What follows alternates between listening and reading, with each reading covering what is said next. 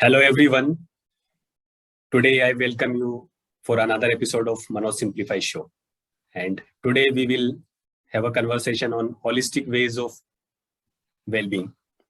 And for this conversation, I have a very lovely guest today with me, Mr. Pradeep Ramchandran. And Pradeep, when I personally talk to him, it is very soothing for me because he carries this amazing aura with him. And I'm sure that you will also feel the same today. He has 25 years global experience working in leading multinationals like Shell, IBM, Bank of America, and Philips. And Pradeep is a keen student of holistic well-being. He is sharing his learnings and experiences of same to make positive impact in the world. And Pradeep is author of book 7 Keys to Transform Your Wholesome Life to an Awesome Life. That's a very interesting title to the book. So I welcome you, Pradeep, for this show today. Thank you, Manoj. Thank you for the kind words and an awesome introduction. It's a pleasure to be in your show. Especially, I've been listening to a few of your shows, and yeah, I think your title is amazing. That you're looking at simplistic ways of getting the right habits across people, especially in the health area. So amazing to be in your show, and thanks for inviting me. It's my pleasure to be with you today. Great. So let's get started with this interesting title of your book, 7 Keys to Transform Your Wholesome Life to an Awesome Life. So what is it about? It's a book around basically, maybe I should just step back a bit around the background of the book. The background of the book, in a way, is inspired from my own life. A lot of what do you call the seesaw journey, I should say, like maybe many others too. So it's a roller coaster ride, as I would say. And it's been 30 years of living in a corporate life, plus several years before that in schooling, the way I came up, etc. So if you look at very often the learnings in life have come by well, you can say it's a slap on your face, maybe the way things come. Sometimes things don't go the way you thought it can, and we often find that we are, at least for me, it has been like this, that you find yourself short of many skills to tackle life until you've actually experienced what is going on. So you go through it, you take your learnings, nothing. And the point is, I often wished a lot of this was something that people gave to me as I grew up.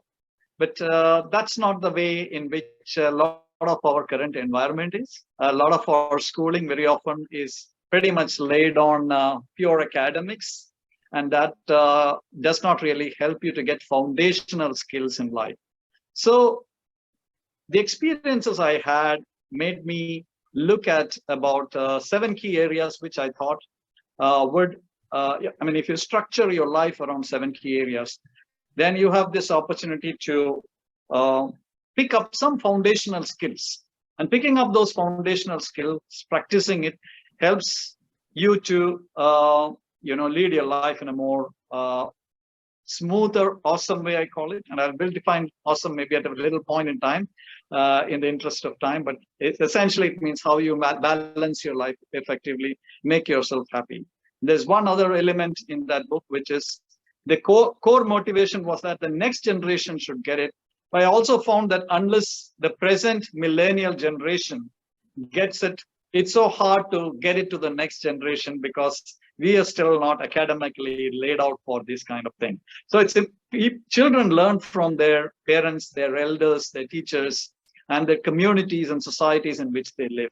And if this group can significantly influence through their own ways of living a simplistic but 7 key life, I think it becomes the basic influential mechanism for the next generation to also have a more foundational basis of handling life, and therefore they will live a more awesome life. So that's where it all comes from. And that's what I've written in the book. That's very interesting that you face some challenges and then you experience learnings, and that is what you are sharing with the world to make a good impact. And there is one thing which I came across many times in my life, that smart people learn from their mistakes and smarter people learn from others' mistakes. So that is my objective of this Manoj Simplify show and bringing here people like you, because you have gone through challenges and now you are sharing learnings with others. So I want viewers and listeners to learn from these experiences so that they avoid these mistakes. They can save years of their life, which otherwise gets wasted. So what is these 7 ways of holistic well-being which you talk about, and how to actually achieve them? Well, I think firstly a little bit around how do we understand these two terms, holistic and wellness, and then maybe that gives a little more insight about why the 7 keys have relevance when you look at it from that perspective. So maybe I should step into that and say, Absolutely. why is this important, right? So if you look at what is holistic, for instance. So you see that you will live multiple lives in your one lifetime. Okay, now that's a very telling statement when you look backward, because you have so many journeys you take. You have your journey and you're a child, and you're a student, then you live your you become a youngster, then maybe you have a married life, and then you have you become grandparents, and so on. You also have other life that you deal, like today you live multiple lives, maybe lives through your office, yet you're singular, but you are you're an embodiment of several journeys. So you have this little bit of creation when you start, so I relate it to like the Trinity, your creation, then you sustain, and you grow and you stabilize, and then it starts facing down, and then something else comes in its place. The interesting part of today's life, though, is that there are multiple lives you live simultaneously at the same time. So that makes it even more complicated. I mean, thanks to the technology world, which is accelerating at a one pace, and the way we are trying to cope up with this at another pace. So I think those are important things to consider when you're looking at a wholesome part of living. How do you live all these lives together? Okay, so that's a bit of a background. That's really the challenge I think a lot of us face in today's world. The second part is about wellness. Now, what is wellness? To me, wellness is a state of mind and a state of your body. It's aggregate. It's an aggregation of how you're living as a being on this planet. Correct. And how you're living is sum total of what is happening around you with your environment and how you're coping up with it. So there is an interdependence of several dimensions, which is so important to recognize. And the more you recognize, the more you are able to come to terms with it. And that's what, with these two as the two key elements, which is holistic and wellness, it's not about just looking at your physical body or only just looking at a healthy lifestyle and so on. It's a combination of many interdependent factors. So when we come to 7 keys we're talking about, I think it's all about, let's say, a combination of 7 areas. And the 7 areas or 7 dimensions around which you may like to look at this multiple lives that you're living in through the same body, maybe, is it all starts maybe with you yourself. Who are you is a very difficult statement many times, because it's often defined by many people today. If you ask me in my corporate life, somebody will talk to me about, oh, Pradeep, he's an information security manager, or somebody, you get a different identity. You ask my relatives, you get a different identity about me, right? And without getting into all those details, I guess you understand what I mean by that. So who are you? And who best understands that is you yourself. It's not the other people. They are seeing through their perceptional views of what you are versus who you are. And so it starts a lot with spiritual. Very often, until probably very recent times, a lot of people, especially influenced by different cultures, including maybe our own British westernized culture, we try to import it into an Indian system, let's say. Okay. All of that have got you to the point where you just think about your physical relationship with the external world, and that's about it. Okay, so you don't really get into details of who you are, and when it often that drives the thing that spiritualism is something for people who are elderly, who cross 60, and that's when you should really start becoming spiritual. And my own thinking and experience is spirituality starts so early. It starts with the roots of who you are, the place you live in, the people you're living with, what influences your own mental iceberg in terms of your values, your core systems, and things like that. So knowing yourself is the first step. And that's why I take spirituality as the key. It tells you who you are, what you are, how do you want to relate to your world, and what do you want to do in this world. So to me, that is one of the key areas. The second key area very close to it then comes is your physical being and your health. So health is an important dimension around your body. And so that becomes the next important thing as to what is health. And in health, I cover many things around, not just about physical well-being, as you say, it's also about mental well-being. It's about knowing all these together and making you as a being flourish from all aspects in health, which is not about physically today I'm fit and next day I find I'm down with fever. The third day I'm fine, I'm having something else. No. How do you make yourself physically and mentally sound? So that's the second thing. Then you have wealth and you have relationships. So relationship is a key thing because how you relate to this environment, not just people, it's even to the material thing that you relate. How do you relate to the energies around you? All that matters in a relationship. So very often we are confined to relationship single in terms of person to person or within a family or maybe within the workplace, but there is more to it. So every relationship matters, and bringing them all together into your way of relating yourself, I think is an important aspect of relationship. So that becomes the third key.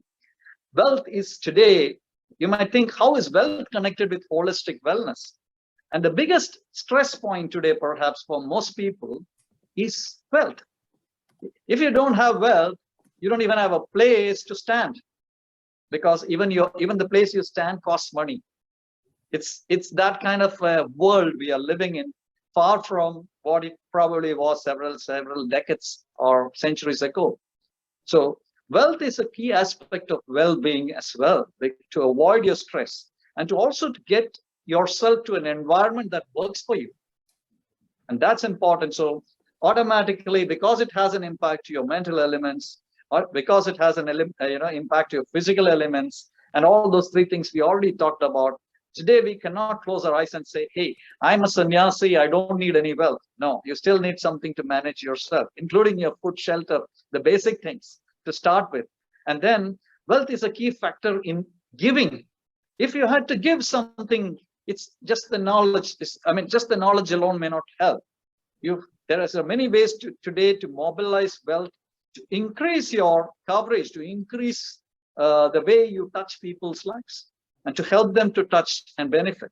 So again, holistic health and well-being connected to wealth. So you have 4 elements already there. Now, what drives to all this is your career. And so managing a career which you are passionate about, and how you give back to society through your contribution, the kind of lifestyle that keeps you comfortable. It's important that I'm not talking about necessarily a high-flying lifestyle or something. No, it can be anything but your choice. What makes you comfortable is important for you. It may not be important for anybody else. It's also not a matter for somebody to judge. If I like cool climate, well, that's my priority. That's how my body is conditioned. So it's important for me, and so on. So building these 7 elements, which is spiritual health, wealth, relationship, lifestyle, career, and contribution, because contribution is the most fulfilling part. Once you have everything, you feel a void. And that's because you are a social being. And being a social being, how can you live alone without touching people's life? And when you touch people's life, how do you want to touch people's life? And it's a contribution factors, making it beautiful for others, giving away what you know, ultimately is the essence of fulfillment in life for all people. And maybe, yeah, that fulfillment is a saga of how you live your life from youngster to elderly. So these 7 keys is how I thought it brings a lot more meaning. It's more holistic in nature, and it touches you in many different ways. And that's the way it will touch holistically other society, other elements of society. Let me put it that way. It's a bit of a long answer, but yeah, 7 keys is a lot of things that gets packed into this. Yes, absolutely. And that's very profound what you have mentioned, because all these different aspects of our life are interconnected. They affect each other. So many times we make this mistake of thinking in silos, but thinking about that interconnection, how they are impacting each other. So that is a good approach. I think it will help everyone. And there are many very important points you mentioned, like technology is changing very fast. This has not been earlier. So what problems we are facing nowadays, they are completely different. And every day there are new problems are coming. So we need to keep that in our mind, that with changing world, with changing environment, we need to be very careful with our life. Otherwise, it's just going to be a disaster, which we are seeing nowadays. And you also mentioned that spirituality is not about old age. It is something which you learn early. It's about who you are. And at many places, I have also listened about it, that this is what used to taught in those Gurukul which were there earlier. First thing to know about is who you are. Then everything else comes, which we are missing nowadays in the education system. So these things we need to learn from other sources, so that we can make best use of this life. There is no point of learning about it when you are going to die. So that's very profound what you mentioned. And having relations with nature, not limiting your relations to just few people. You can have relations with nature, and that can give you that fulfillment and happiness. So that is those are very interesting, and I think it will help a lot everyone. So there is another thing that one should focus on today for living a good life, and you also talk about that. So how to actually make life fulfilling and wholesome each day? How to do that? Okay, I think it's a very good question, and I tried to address it also in my book to some extent. But again, books can do only that much. It can give you ideas, but the rest of converting what is there into your life is also a matter of practitioner. Becoming a practitioner. And many times, to get the right practice, we often have to also rely with good gurus. As you said, the Gurukul system is, so we need also good people who have practiced it, who can probably give you some right ways. So you don't have to learn the steep way. You can learn the right way. So if you ask me again, what you represent today, Manoj, as habits, for instance, good habits to me is one of the most important thing to build as you grow, because that's your lifetime friend. Now, how to make life fulfilling and wholesome each day was the question. So to me, it's like this. I have been researching so many people, spiritual leaders, other leaders, successful people. And eventually I thought there is some level of commonality in the way people handle, successful people have handled life. And that to me represents maybe all the gurus combined, so you take the best learnings. And it can be sometimes a bit difficult in the sense, you might find so many different practices and you might just get overwhelmed. So I wanted to keep it a bit simple to start with, because my focus is on foundational areas. And as you go through foundational area, for instance, somebody will just speak on health, and do a lot of gymming and a lot of things. And then, well, some part of it will work, definitely, because you're doing something with your body. But at the same time, there may be many other things. If the person is full of stress, okay, or if the person is not having time for good relationship issues can also lead to stress, and so on. So the whole practice or habits that you're building is not sufficient. It's only, like I said, addressing one or two dimensions. Now, how do you balance this out? That's the key question. What habits can help you balance it out? Firstly, my approach is to say that you need to pay adequate attention to your biorhythms. You have to fulfill the biorhythm. It can't be that I wake up at 6 a.m. one day, 10 a.m. another day, 10 p.m. another day, and start my day differently. Okay, your body will not be able to sense what you're doing, in my way. Yeah, it cannot adapt. Our body is a wonderful machine, but there is a difference between using it effectively and abusing it. And so to use it well, you need to have something that goes with your biorhythm. Man is perhaps the only being, I guess, when I look at it, we are the only beings who eat so late in the night. Okay, so we not only eat early morning, we also eat late night, and we make that a habit, and you expect that to work for you. Not in the long run, at least. I've not seen people benefiting out of it in the long run. Okay, so you need to pay attention to your biorhythm. You must have your own ways of figuring out what's the more systemic standard way to live your life, at least 7 to 8 out of 10 days. 10 out of 10 is quite a tall ambition. Many times, from a pragmatic perspective of how your society is today, that's the problem. Yeah, I work at office, and today someone comes, hey, you bring in another 3 hours of additional work due to some crisis that's going on, and Pat, all your habits have gone. 3 hours you got to find a way to extend your work, and then you're happy from the work front, but somewhere it's had its impact. And imagine you doing this kind of thing off and on and off and on, you're gone. So maybe 10 out of 10 is still a tall order, especially in today's world, I guess. But you need to see how most of it can be done, at least. You might have a day off, like you say, but that's where your body's resilience is good for you. The body can stand that, but you come back to your standard way. Now, my way of suggesting is to look at 4 parts. Divide your day into 4 parts, at least, if not 4-3, which is your morning part. Okay, rituals around morning part. And when I say rituals, they are those kind of habits that help you to address your mind and body. So rituals in the morning, a respite in the afternoon, which is not just about lunch, perhaps, but also the way to recoup.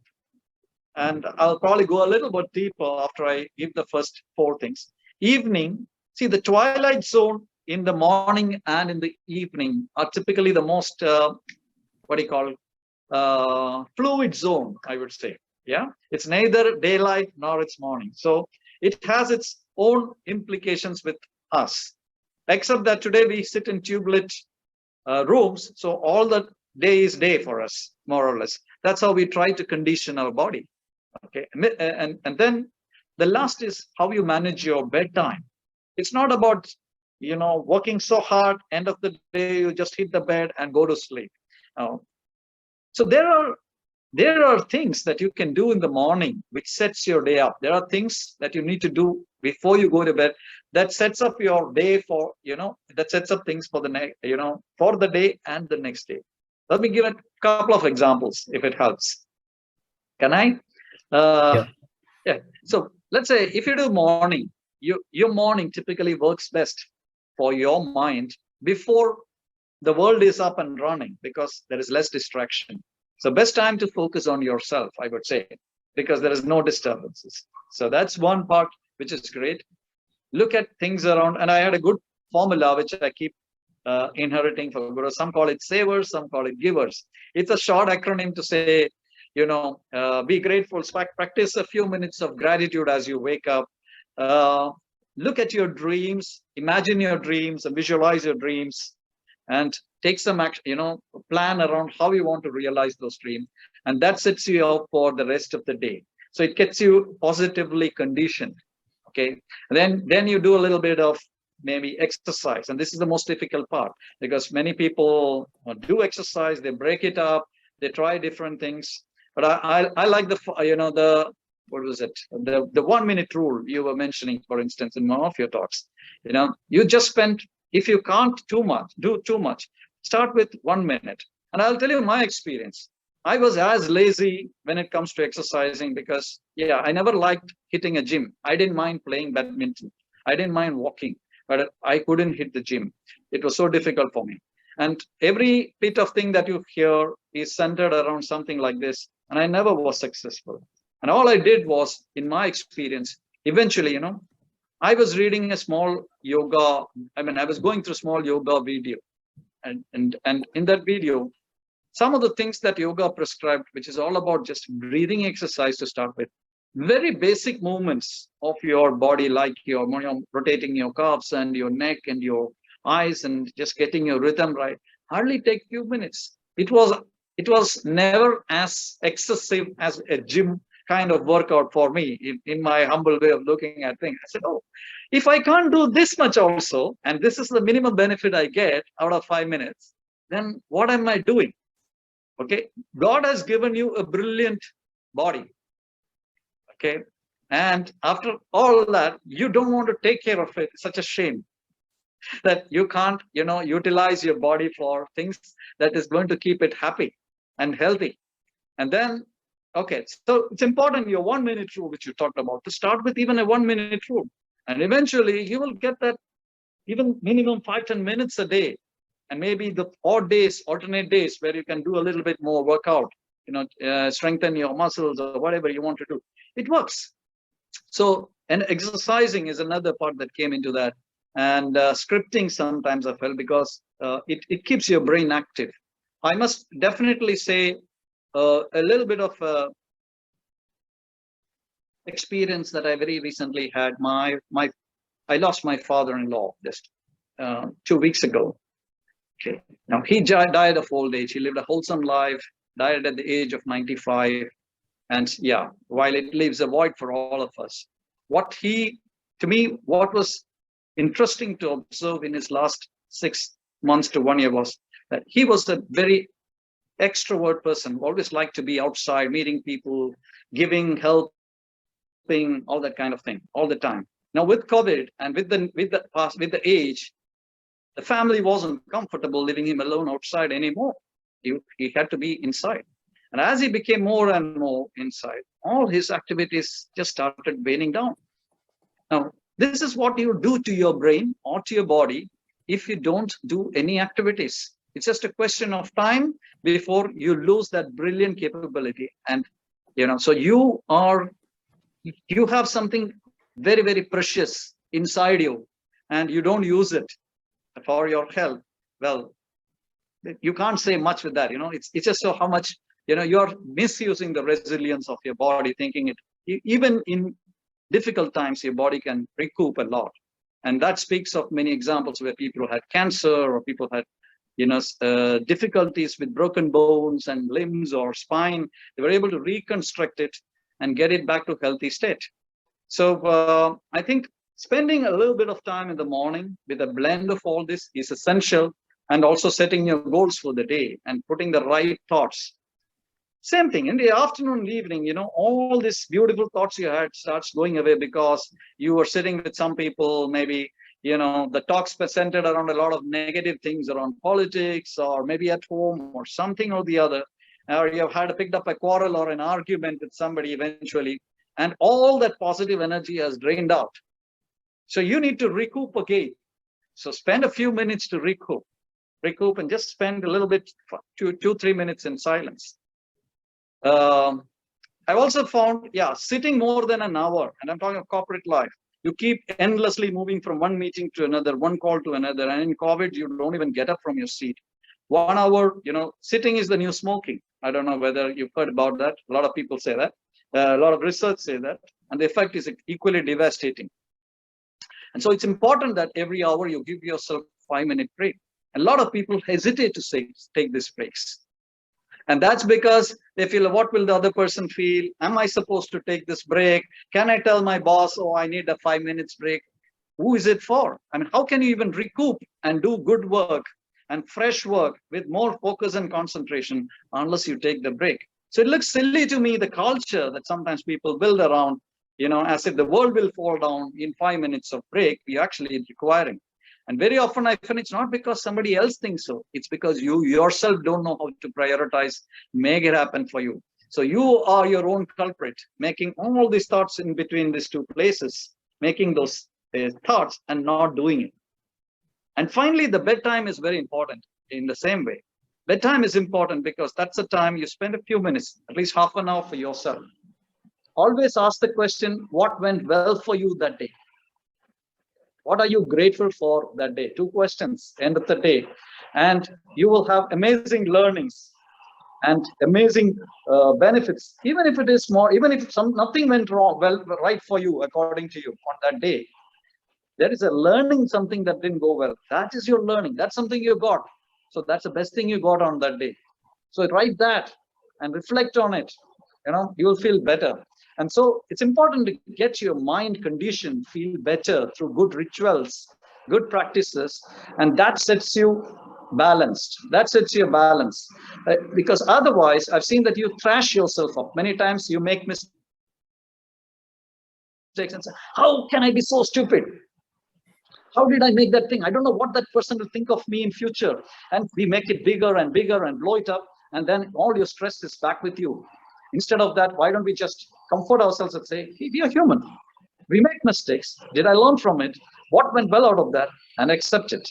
So I find those approaches have been very, very rewarding over a period of time. It didn't come to me naturally. Let me say that. So you have to build it. It takes time to just start doing it, feel the benefit, and maybe then you're in that journey where you'll feel much better dealing with these things yourself. Wow. So what you just mentioned about from morning to till night, I can completely resonate with that because in last few years I have been following that, and it really very helpful to live a great life, all of them. And what you mentioned about biorhythm and habits, so that is something which is missing, and which I also stress about that. And I know it from my own experience also, that when you come from a traditional family, you have some daily rituals, some daily routines to follow. But when you go out in the world, you just throw them out of window. You stop following them. And then it becomes very difficult to build those habits again. Because it takes time. Over the years, we have been creating these habits. And when you have that some routine in your day, then it ultimately improves your efficiency. So that is very interesting what you just mentioned.